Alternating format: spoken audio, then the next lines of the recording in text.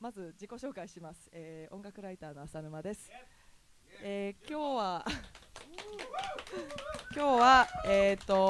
ラグランジュシンフォニーという、デビューしたというんでしょうかね、ファーストアルバムをリリースしたばかりの、ユニットと、ドイツはデュッセルドルフから、来日中のアンディ・バズさんの、5名ですね。5名の、対談というか公開インタビューをしたいと思います。まず今日は、このトークの後に、アンディ・バズさんの DJ があって、その後ラグランジュシンフォニーの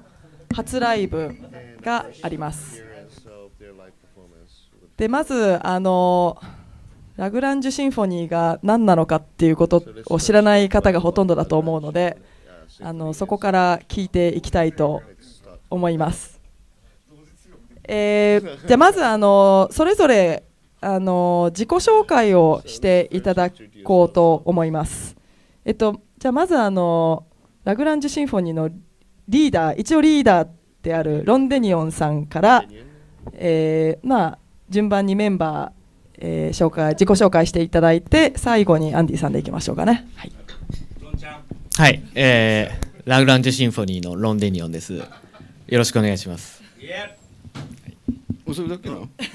なんかもうちょっと普段どういうことをしてるかとかそうですね、基本的にはトラックメーカーでやってますけどね。はい、ロンデニオンというソロ名義でも、たくさん曲を出していらっしゃって、アルバムも去年出されてますよね。そうですね、去年の10月に、出して、というロンデニオンさんとお隣、ノーミルクという名前で制作をやったり、フォノンという、こういうスピーカーを作ったりするメーカーをやってます。よろしくお願いします。ケズ IM という名義で DJ プロデューサー活動を行っています。ハウスミュージックを軸にいろんな音楽を作ったりプレイしたりしています。ラグランジュシンフォニーのメンバーのうちの一人です。で4人目のメンバーは私も今日初めてお会い、でもロンデニオンさんもそうですけど、私もあまり実態を知らないんですけれども自己紹介お願いします。去年の12月にラグランジュシンフォニーに入りました ACA3 と言います。もともとヒップホップと、テクノハウス、いろいろ聞いて好き放題やってきました。よろしくお願いします。アンディさんお願いします。Andy san. My name is Andy Vaz. I'm from Cologne, Germany,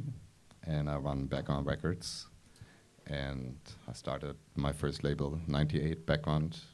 minimal techno. Now your records for house music. I'm a producer, a DJ. That's it. はい、コロンから来ましたアンディ・バスです。って俺が訳していいんですか？はい。お願いします。98年からレーベルをやってます。当時はミニマルテクノのレーベルをやってました。今ヨアで、ハウスを中心にやっています。私誰かにデュッセルドルフ出身だって聞いたんですけど、ケルンですね。Yes, I'm from Düsseldorf, but I moved to Cologne in 10 years ago. 10年前にデュッセルドルフからケルンに移りました。先日その話を誰かとしていて、ドイツ人の人としていて、ケルンかデュッセルドルフどっちか出身のだと思うって言ったら、絶対そこは間違えんなって言われたんですよね。ドイツでは結構ライバル都市で、そこ間違えるとすごい怒る人が多いからって言われてたんで、ちょっと間違えたかと思って焦りました。But I have something to say to that. Düsseldorf and Cologne, they really hate each other, the cities. Like Düsseldorf is the capital, they have all the money and the biggest Japanese population in Europe, I think. And Cologne is the big city, but yeah, so they fight. They have different beer and they don't like each other at all. So when you're in Cologne ordering beer and people say you're from Düsseldorf, you're not going to get served. No beer. この2つの都市は本当に仲が悪くてですね、デュッセルドルフは首都で、大都市で、で日本人コミュニティの、規模も一番大きいと。で片やケルンは、大きい都市なんだけど仲が悪くて、で、ビールがお互い自慢のビールが全然違うビールがあって、デュッセルドルフで間違ってケルンから来たなんていうと誰もビールを出してくれないというような関係の街です。はい、というわけで皆さん間違えないように注意しましょうということで、なぜ今回このラグランジュシンフォニーとアンディ・バズさんが一緒にこのトークに出演しているかというと、実はすごい縁のある関係で、まずそのラグランジュシンフォニーのちなみに私そこにありますアルバム2月にラグランジュシンフォニーのアルバムが2月に発売したんですけど、それのライナーノーツを書かせていただいて、その縁で今日司会もさせていただいてるんですけど、その際にいろいろ伺ってですね、聞いたところによると、そのヨアレコーズで東京コネクションというEP をドイツでですね発売して、でここにカタカナで全部書いてありますけど、3人ですね、ノーミルク、ロンデニオン、ケズ YM のトラック、それぞれトラックが収録されている3人のトラックを収録した EP をそのドイツのレーベルが出したと。でそれまで3人はそんなに接点がなかったんですよね。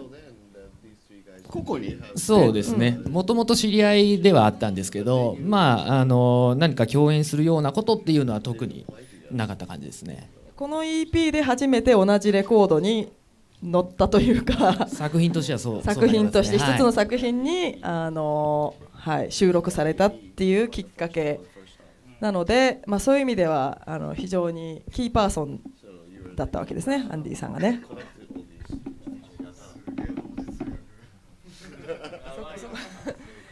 それでまず皆さんがどういう音楽やってるかを知らない方もいると思うので、ちょっとその東京コネクションに収録した曲を聴いてみたいと思います。はい、ですね、まず1曲目がロンデニオンさんですね。はい、これプレイしてるんですけど音出てますかね。はい、流してください。これ違う、これ2曲目。あれこれですね、失礼しました。ちょっと反応遅めですけど、はい。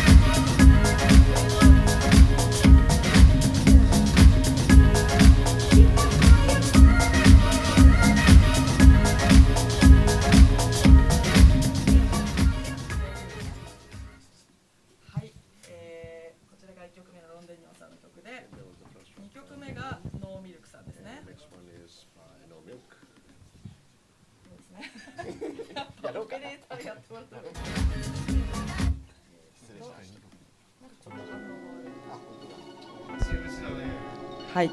これが、ノーミルク。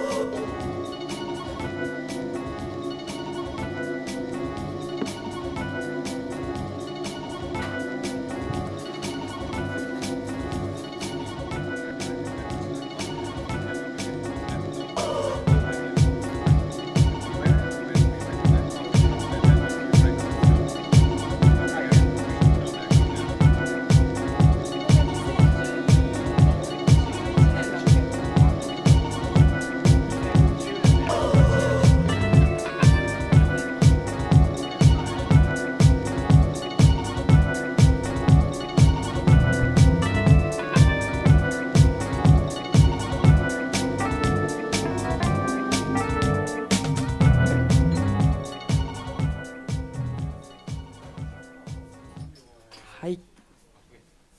かっこいいですね。2010年に発売した EP です。なのでもうかれこれ4年近く前ということなんですけど、次が、ケズ YM さんです。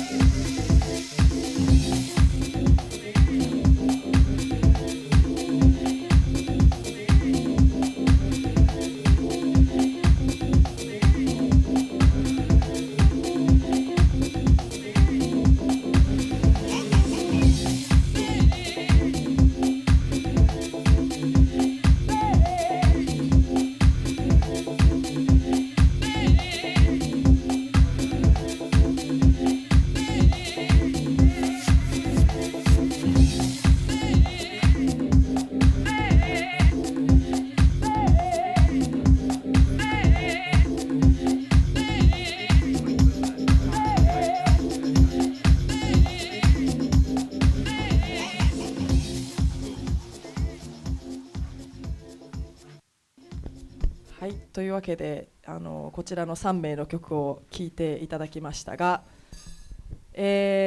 その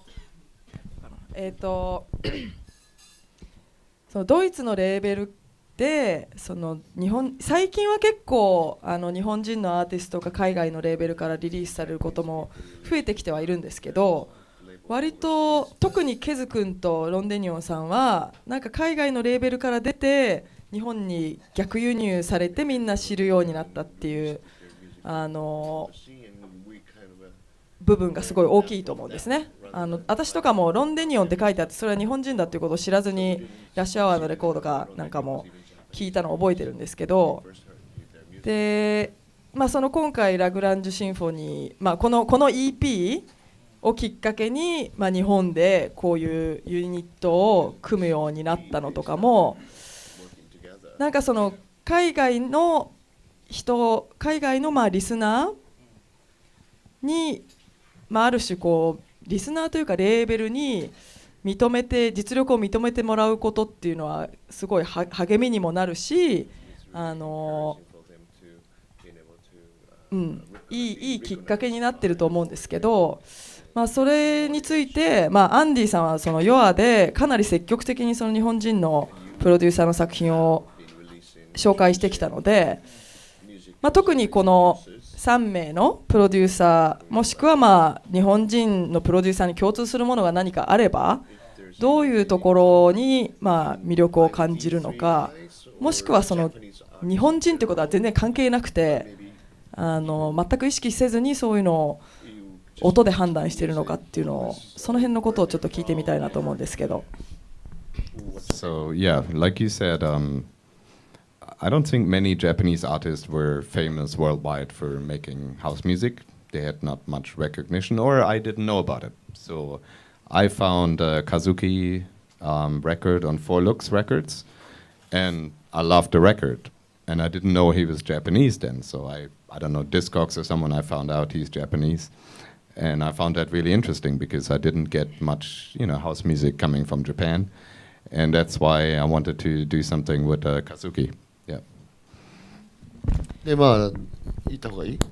お願いします。私が日本人が世界でハウスを作ってるっていう印象すらなかったし、そういうことよく自分はもう最低限そういうこと知らなかった。で、ケズ君ですねの音楽を最初に聞いた時もその日本人だっていうことは知らずに聞いてたと。日本人だって分かってですごい面白いなと。で、日本からのハウスっていうのが新しくも感じたしっていう感じでしたねと。Say something? Because when I was still running Background Records, the label for minimal music, I was getting many demo tapes or CDs from Japan, but it was always like very experimental or not very groovy music. So when I discovered Kazuki's music, you know, it was real house with good groove, and so I felt, yeah, this is something good, and I wanna do it. Yeah, maybe there's more house producers at that time. I don't know, but he was the first one I discovered, and I liked his music. So, yeah, that's how it all started. はい、ミニマルのレーベルの時のレーベル名って何でしたっけ？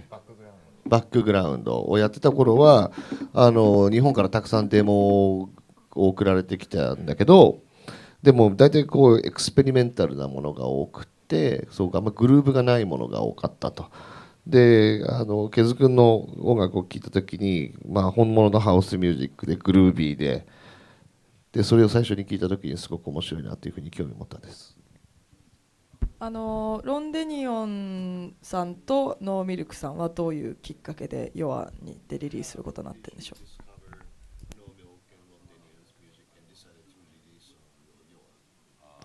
I think I also got your record, the No Milk record, and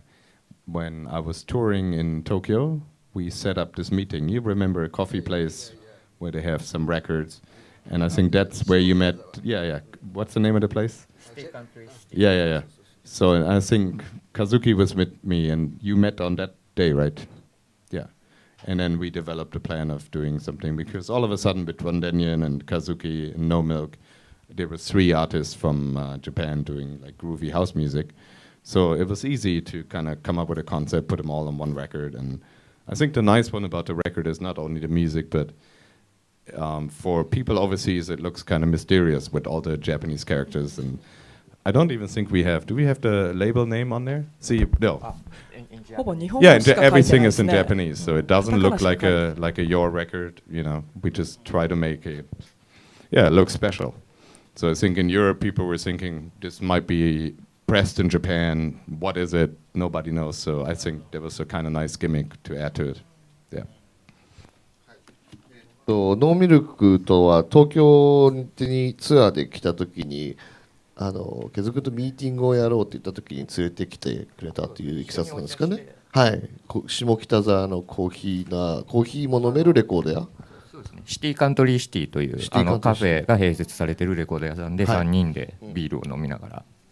なるほど。でその日に初めて会って、ロンデニオンさんのこともそこで知って、3人ともグルービーなハウスミュージックを日本で作っていると。でそこでこの EP を作ろうっていう、この EP のコンセプトみたいなものもそこで分かりやすいなと思ったと。で全部日本語で書いたりして、それもすごく外国人の目から見るととてもミステリアスでも全部日本語にしてたら日本でプレスされたレコードかもしれないし、どこで来たのかもわからないし、それとてもいいギミックだというふうに思ったんですね。これは私はライナーを書くときに、ちょっとロンデニオンさんにインタビューをさせてもらって、その時におっしゃってたんですけど、こういう企画が日本ではなくドイツのレーベルで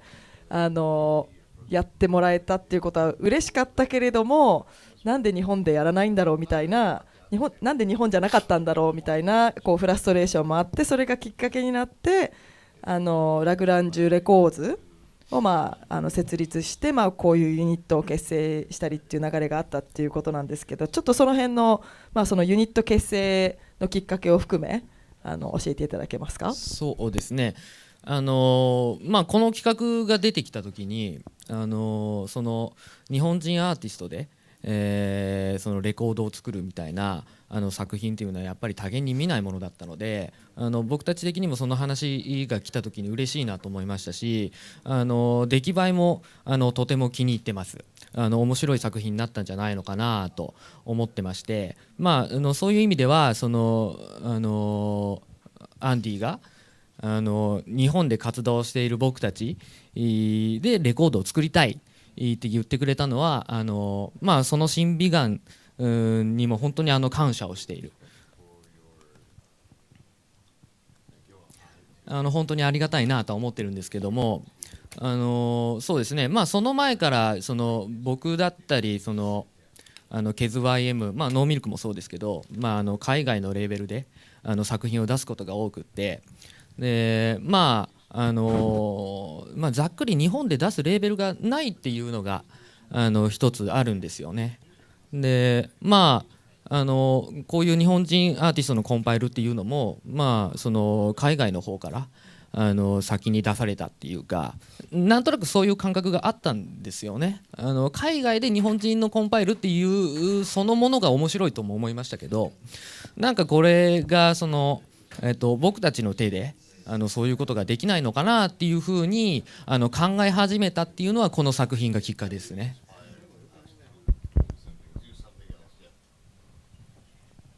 その話を聞いてどうでしょう、アンティさん。Yeah, I totally understand where you're coming from. Like, I mean, realistically, especially house music. I mean, electronic music is very international, of course. You know, from Kraftwerk. I mean, Kraftwerk and Detroit and Juan Atkins. You know, I mean, those Detroit guys, they reference back to Düsseldorf, which is a very white music. You know, and I think it was Derek May who said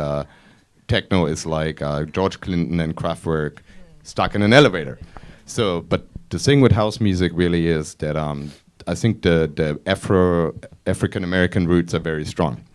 So, you know, it's all about the groove. And my experience is, for example, when I played in Chicago the first time, or I toured in the United States the first time, I didn't know what to play because,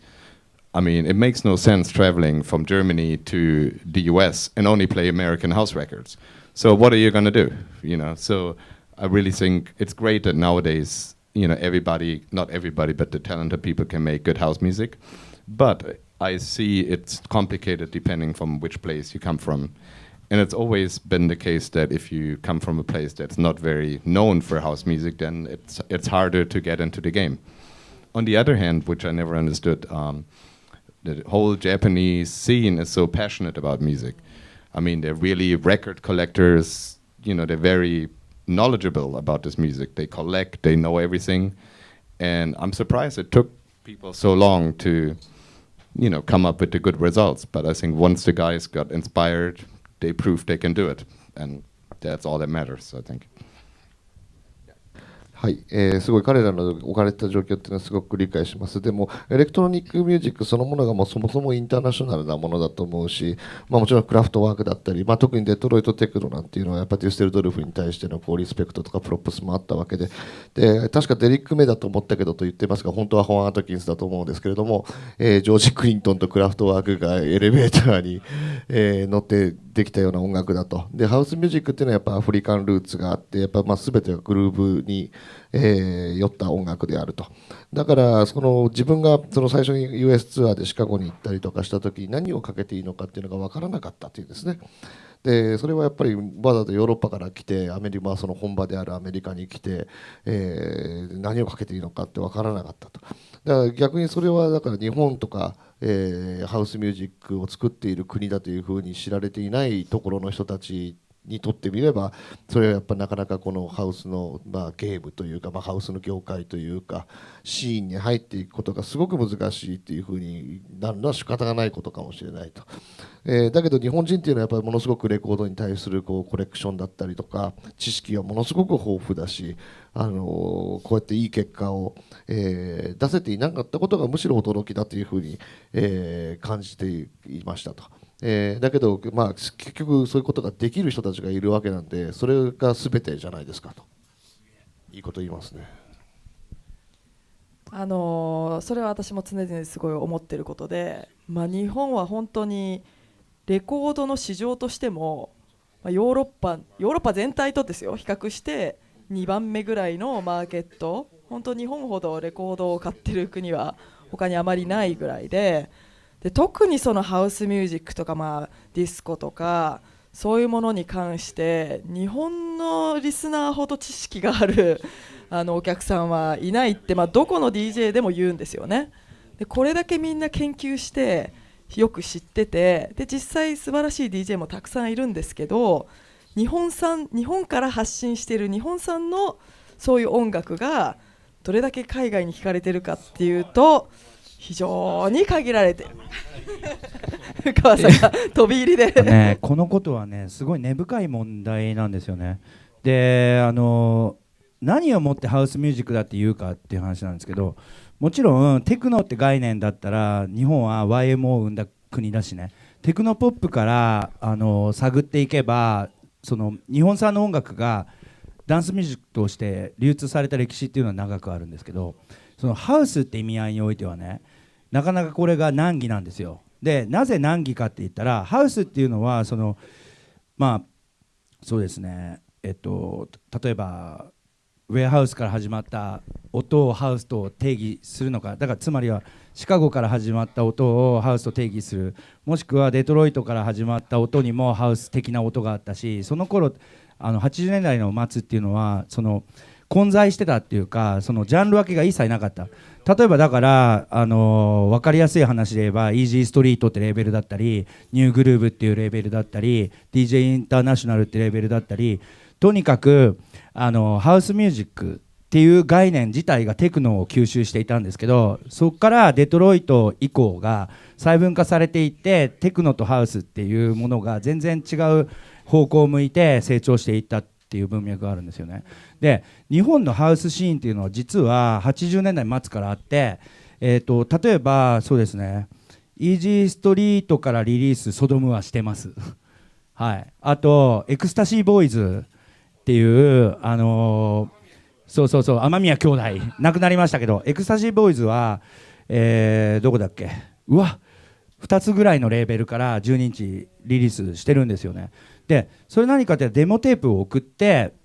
自国でもハウスは作られてるんだっていうことがきちんと証明され、しかも12インチのバイナルに刻まれたっていう喜びだけで、それが名刺代わりとなって世界中のリスナーの耳に届いてたにもかかわらず、まだ発展途上だったんですよ、日本のハウスのシーンが。だから世界中には継承されなかった。でそのタイミングでメジャーフォースができたんですよね、日本には。でメジャーフォースは藤原宏さんが平太さんの、ハウスのプレーをね北海道で聞いて、俺はヒップホップの DJ だ、藤原宏さんは日本で最初にスクラッチした DJ とされてますが、それで、ハウスの DJ になるんだって平太さんの音を聞いてリリースしたヒロシズダブっていう楽曲があるんですけど、はい、でそれはメジャーフォースで、それは逆輸入の形で、その後ロンドンに渡り、モーワックスから、その時期に同時にそのメジャーフォースを運営してた中西俊夫さん、元、メロン、そしてプラスティックスのがロンドンに渡ったことによって、メジャーフォースが日本のダンスミュージックの中枢を担うような文脈だったんだっていう歴史が、伝え広まったんですけど、それ以前にアンダーグラウンドハウスシーンっていうのは80年代の末から日本には存在していたと。にもかかわらず、まだその世界的に見てもハウステクノがアンダーグラウンドだったから、12インチのリリースでさらにもう工事家の間で回るような音楽としてしか機能していなかった。でそこから徐々にそのリズム&ブルースとかを、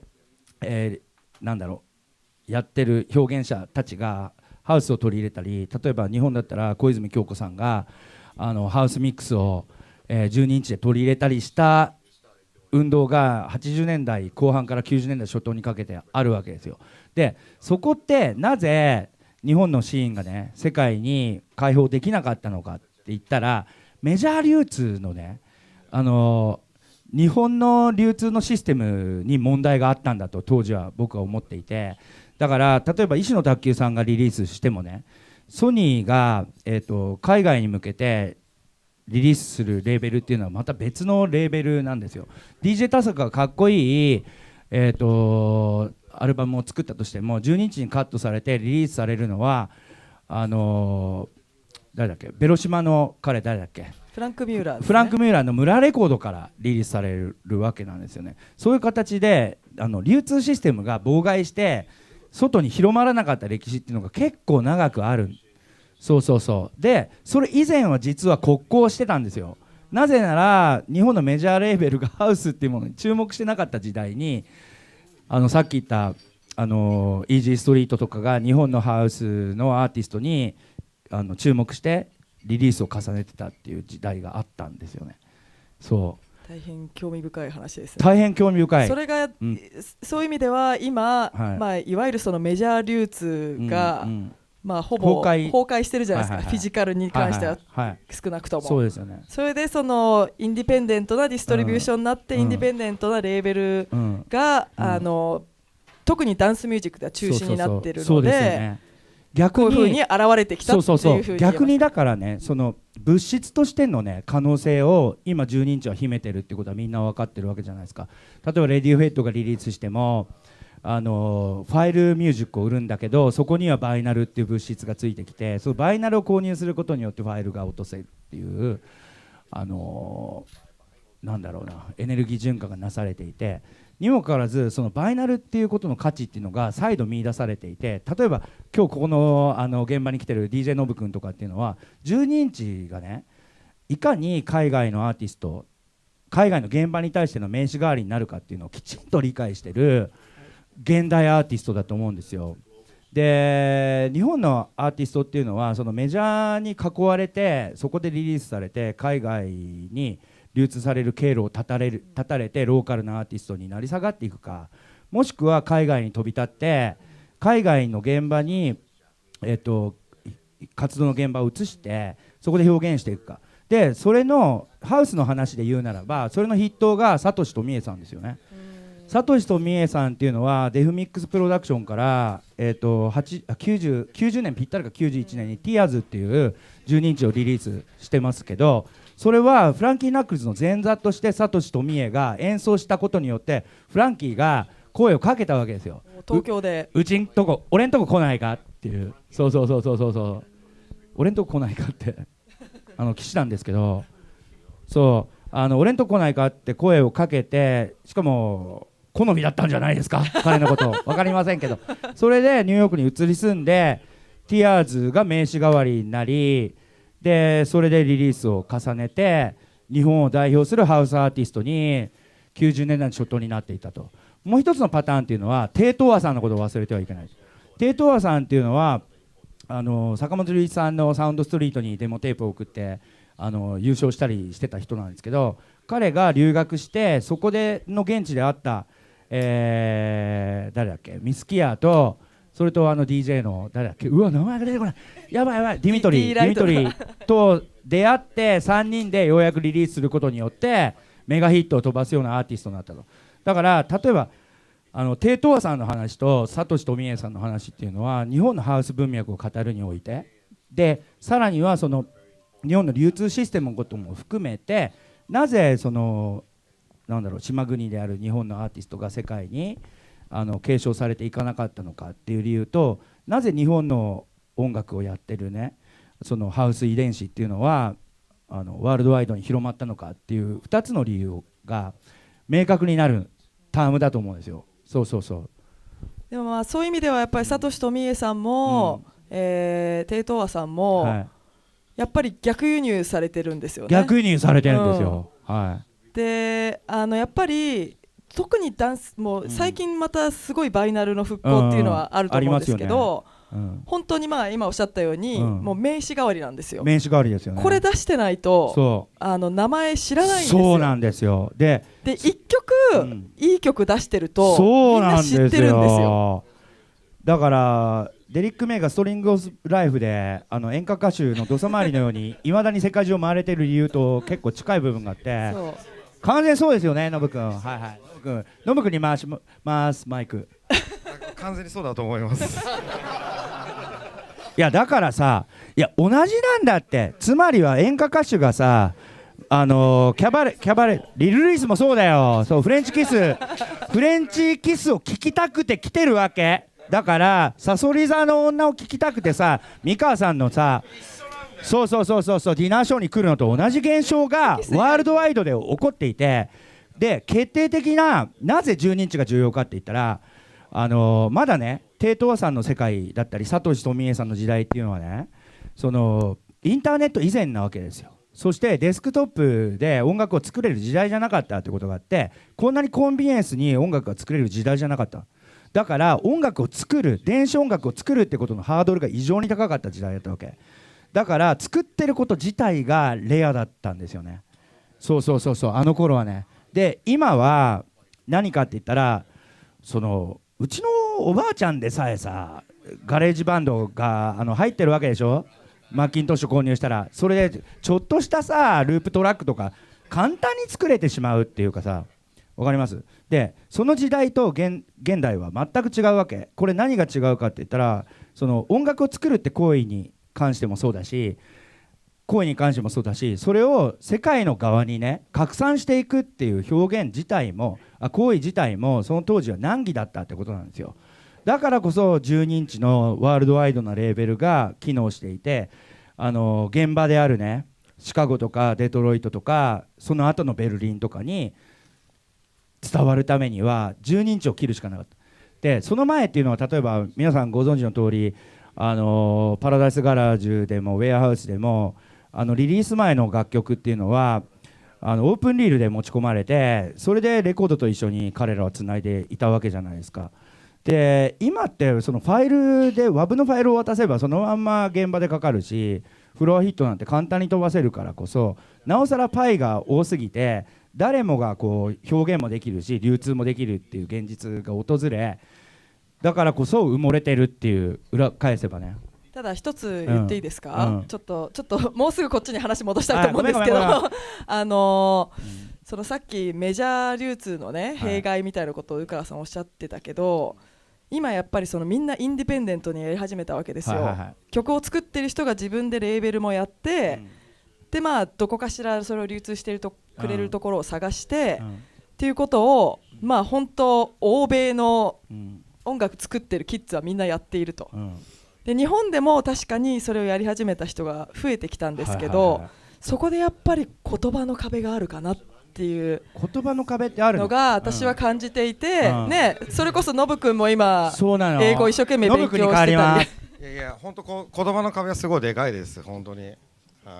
でやっぱり日本の自分が英語喋れるからこういうふうに言うわけじゃないんですけど、日本の人はそれですごく損をしてると思うんですよね。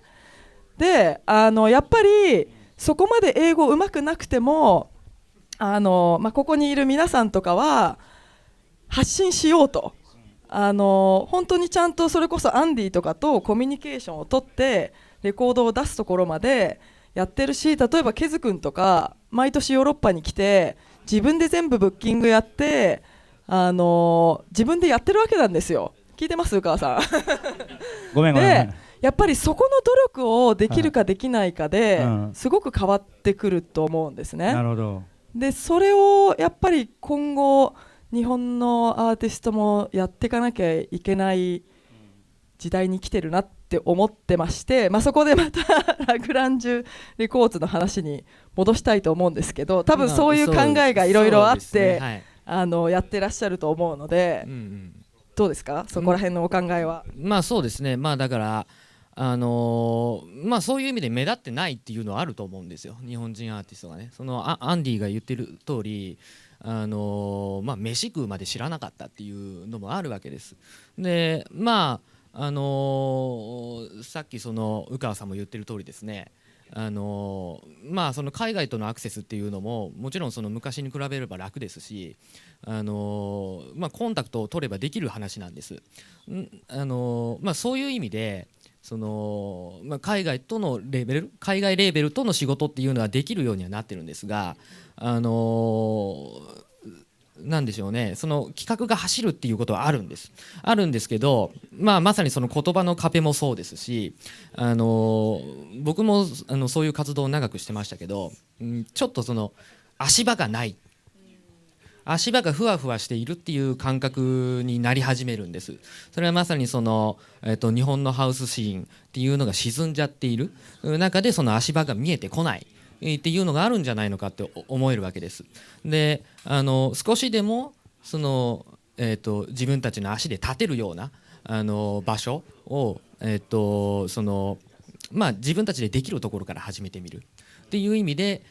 ラグランジュシンフォニー、ラグランジュレコーズから始めて、レーベルですけども、僕が今やっているレーベルですけどね、そういう意味でその日本のハウスシーンっっていうものの、足場になるような形にならないかっていうふうに思っているわけです。でそのレーベルの象徴となるような音を作る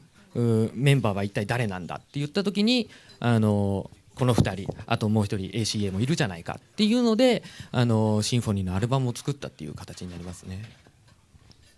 Can I say something? ちょっと言っていい I です think か。 Ron Daniel said something very important 10 minutes ago, that it's all about confidence. And you said, you know, you made that record, it gave you the confidence just to do it. And I really think that's really important. You know, if you believe in it, you can do it. If you're Japanese, it doesn't matter nowadays. Like, you know, if you're, you know, black, white, Jew, gay, whatever, it doesn't matter. It's in the groove. Like you put the needle on the groove, and if the groove is there, it doesn't matter where you're from, you know. And I think it takes the confidence that you develop to just do it. If you have the talent and the devotion, then anybody can do it nowadays. Like, but I think maybe sometimes Japanese people in the beginning, they were a bit shy. They're such passionate fans about the music, so maybe they put the American artists here. They think, oh, I can never do it. But yes, if you work hard and you're talented, you can do it. And those guys prove they can do it. And I think confidence, you said it, I think that's the most important thing. Like, just be confident about what you're doing. That's my contribution. はい。 One more thing. I mean, basically, Japan created techno music and house music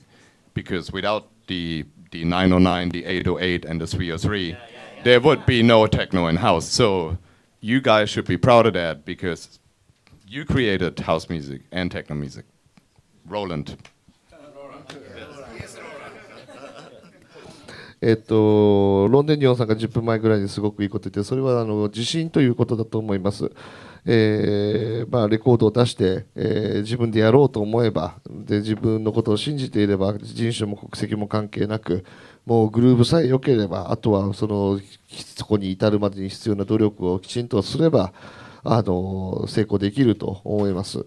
で日本人はシャイであったりとかあとはそのアメリカのアーティストに対してリスペクトしすぎるようなところがもしかしたらあるのかもしれないと思っていてでも彼は本当にそういうことが日本人でもできるということを証明した重要なアーティストだと思いますと。それともう一つ言っておきたいのは、日本人がテクノもハウスも作ったんだと。それは808、909、303を作ったローランドというのは日本の会社だからだ。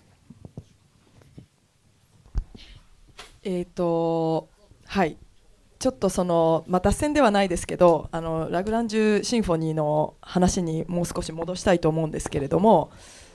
そういうわけで私もこのライナーノーツ書かせていただいてそこにも書いたんですけどすごい私個人的にも今後の活躍にすごい期待しているユニットというかグループでしてもちろんソロのメンバーもすごいこれから日本のハウスミュージックを、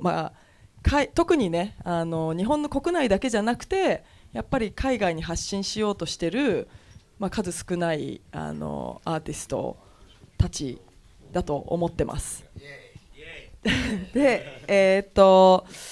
ラグランジュ私もね最初ねラグレンジだとずっと思ってたんですけどラグランジュシンフォニーなんですよね。でその名前の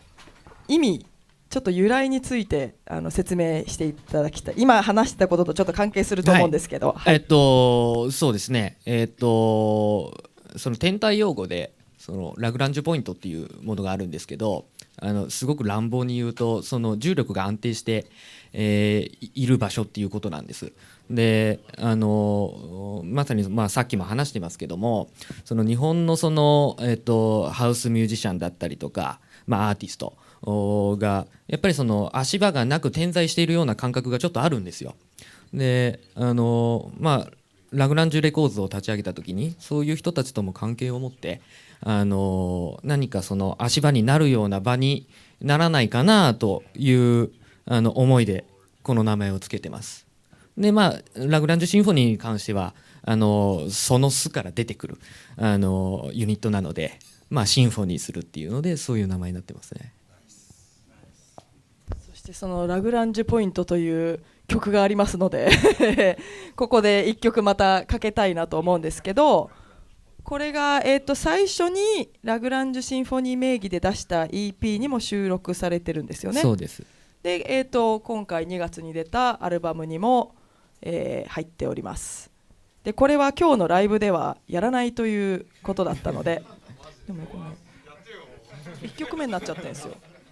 そうですよね。なのでちょっと聞いてみます。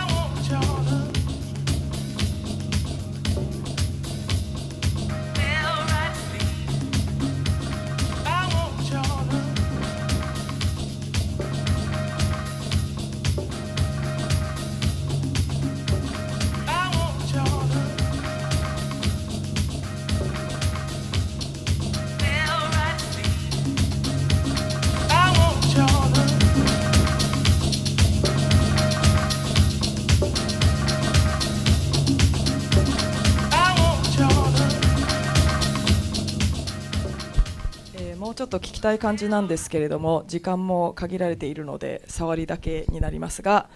11時半から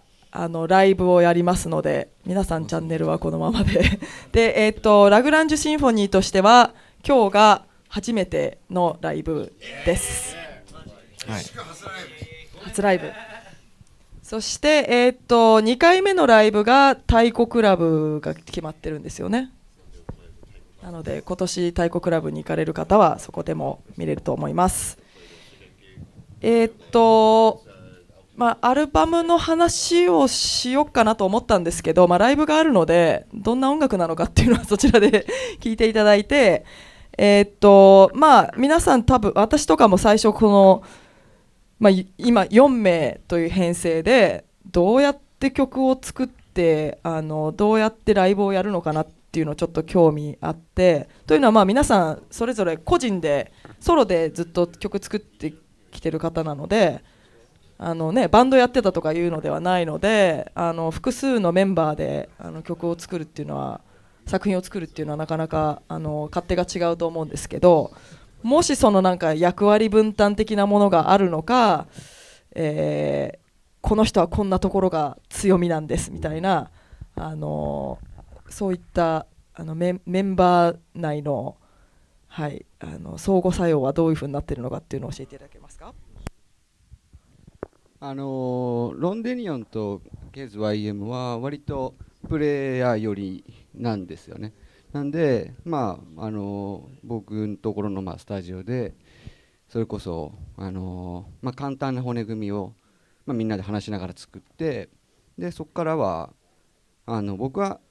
いいねいいねっていう係でいいねいいねでいいポイントを見つける役目で、乗ってくると、勝手にこういい感じのが出来上がってきて、それをお互いみんなパーツを持ち帰って、でその後に、お互いの自分たちの作業スペースで、ビルドアップして、でそのまま完成させちゃうこともあるし、もう一回またその、ある程度できたところから展開させていったりっていうのが割とオーソドックスな、今の、このアルバムを作った時のやり方ですね。だからみんなでスタジオに入るんで、一人では発想できないようなフレージングだったりとか、普段一人だったらこういうフレーズは使わないだろうねっていうようなものも多くせず、そのスタジオで試せるでまあそうやって自分の発想にないものをそれぞれみんなで持ち帰って、音に構成できるっていうのはすごい刺激的ですよね。うん、でまあもちろんその、きっかけを作ったのはアンディなので、アンディの魂もきっとシンフォニーの曲には入ってると思います。Thank you. あと謎の4人目のメンバー ACA3 さんは、アルバムにも参加というか制作にもはいしてます。してるんですよね。役どころというか、このアルバムでは僕の曲は3曲収録されているんですけど、他の3人と一緒に作ったっていうんではなくて、彼らの曲の素材を、勝手にダブバージョンをしこしこ作っていって、でロンデニオンにそれを聞いてもらった時にリリースしようっていう話をいただけたので収録されることになりました。はい。じゃあもともとはメンバーじゃなかったって言ったら変ですけど。そうですね。知り合いだったっていうことなんですけども、とりあえず作品っていうのはいつも聞かせてもらってていいなっていうふうには感じてたんで、このタイミングでちょうどそのシンフォニーのアルバムをレコーディングしてる時に、それにフィットするような音を上げてきてたので、もうだったら入ってしまえばいいんじゃないので、ラグランジュシンフォニーのさっきも言いましたけど、いろんなアーティストが集える場所っていう風にしたいんです。なんでもともとはこの3人、アンディの一声から始まったこの3人で始まってるんですけど、これは何人入っても構わない。今日からラグランジュシンフォニーですって言ってくれればもうシンフォニーのメンバーなんで、そういう気分でいるんでMaybe I can join the group. 僕も入っていいですか。参加者が今増えております。じゃあ後でリストを渡すんでそこにサインをしてってもらって。佐村浩二さん入れようよやばいよね。あの人さトラックメーカーだと思うんだよね。あれって抑揚ってさやっぱり四つ打ちでしょあれ違うグラフィックスコア見たんだけどそうですね。でもそうだよね、四つ打ち向いてるよね、あれね。向いてる方だと思いますね。真面目な話で。そうなんだよねそういうコラボもでもシンフォニーは普段それぞれはストイックな作品を作ってるんで、基本的には肩の力を抜いた作品っていうのを発表できるのがいいんじゃないのって、少し笑えるぐらいのものみたいなのを作っていこうよっていう話なんで、そういう意味ではちょっとユーモラスですよね。そうですね。でライブではどういう風にやってるんでしょう。さっきちょっと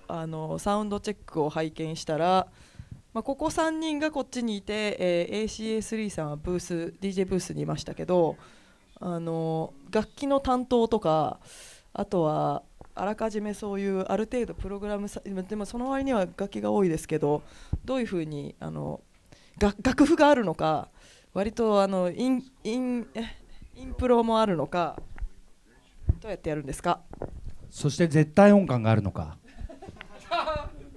あるんですか。ある人います？ちなみに僕は絶対音感はないんですけど、相対音感があるので基本的に音は聞き取れます。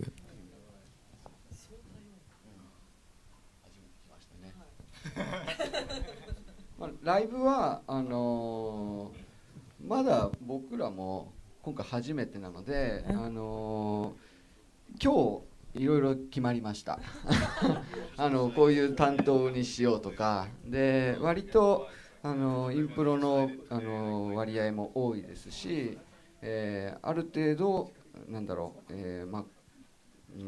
スタジオ入ってジャムをしてそこで生まれてくる曲を、やろうという試みも入っているので、ちょっと何が出てくるかは僕らもあんまり分かってないっていうのが正直なところ。じゃあアルバムの再現、アルバム収録曲の再現というだけではないっていうことですね。そうですね。その要素は本当にほんの一部ですね。どんな感じになるのか楽しみです。他にもいろいろ聞きたいことはあったんですけど、時間もそれほどありませんし、アンディさんの DJ もやってもらわないといけないので、最後に、まあ、皆さんそれぞれソロの活動もされてますし、レーベルをやってたりとか、あとツアーをやってらっしゃる方もいるので、順番的には多分アンディから言っていっていただいて、準備してもらって、皆さん一人一人何か告知とかお知らせしたいことがあれば一言ずつ言っていただいて、まあ、二言でもいいんですけど、とりあえずトークは終わろうかなと思います。I don't have that much going on. I have 2 records coming out on 2 new German labels. It's their first release. It's classic acid house stuff. And I've also been collaborating with my good friend Andreas Gehm from Cologne. He lives in my city, my street actually. So he's really into acid house. And I've got the Roland 303. So we meet, in the studio, and we've done some tracks. And they're going to be released soon. And yeah, I'm playing, I think, 3 more shows on this tour. Gifu and Nagasaki and Osaka. Yeah, that's it. Thank you. はい、2枚ほどリリースが控えてます。ドイツの新しいレーベルからアシッドハウスを、ケルンの近所に住んでいるアンドレアなんとかさんという人とコラボレーションをしました。僕が303を持っているのでスタジオに、一緒に入ってトラックを作りました。近日リリース予定です。それと東京、日本ツアーあと3回残ってます。岐阜エメラルダですかね。ですよね。エメラルダと長崎と大阪残ってますのでぜひ来てくださいと。はい。じゃあアンディさんはぼちぼちスタンバっていただきつつ、残りの4人、アンディありがとうございました。